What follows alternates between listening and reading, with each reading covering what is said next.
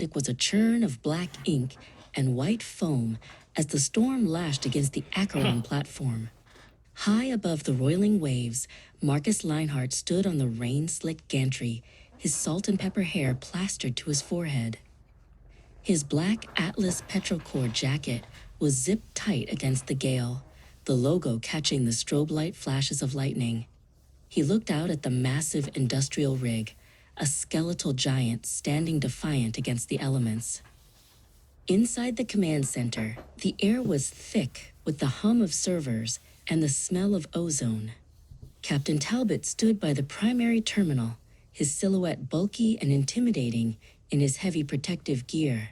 His visor reflected the glowing red status lights of the platform's vital systems. "Conditions are at the limit, Marcus."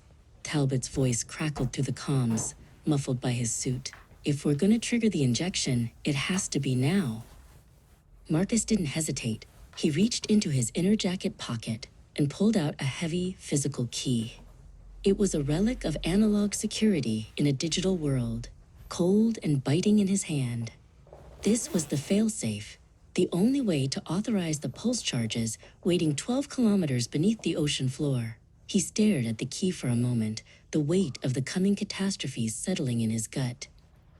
He stepped toward the master control pillar and slotted the key into the ignition.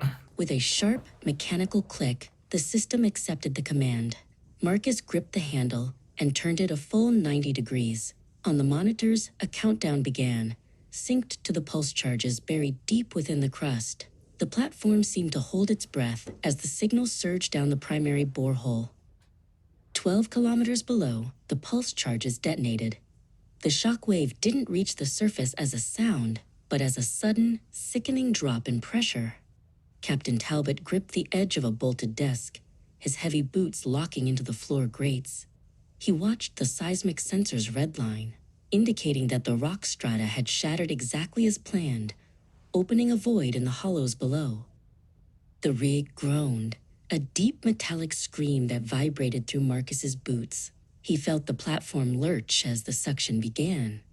The shattered rock had created a vacuum of impossible proportions, a throat in the earth opening wide to swallow the sea. Marcus held onto the railing of the command deck, his eyes fixed on the depth pressure gauges that were beginning to spiral. Captain Talbot moved to the reinforced viewing port, peering out into the darkness. Even through the storm and the spray, the change was visible. The ocean wasn't just tossing, it was receding. A massive, swirling vortex was forming around the Acheron's central pillars, a drain leading straight into the abyss. "It's working," Talbot whispered, his voice trembling with a mix of awe and terror. "The Atlantic is falling." Marcus checked the primary chronometer and then the external laser levels. The data was impossible, yet the sensors didn't lie. "Check the tide markers, Talbot," Marcus shouted over the roar of the machinery. "The water level, it's dropped 5 feet in less than an hour." The sheer volume of water being displaced was enough to alter the map of the world, vanishing into the hollow earth. Suddenly, a new sensation rippled through the Acheron platform. It wasn't the sharp, erratic shaking of a storm or the grinding of gears. It was a low, rhythmic thrum. Captain Talbot froze, his heavy-gloved hand pressed against the bulkhead. He could feel it through the metal, a steady, pulsing beat that seemed to come from the very core of the planet.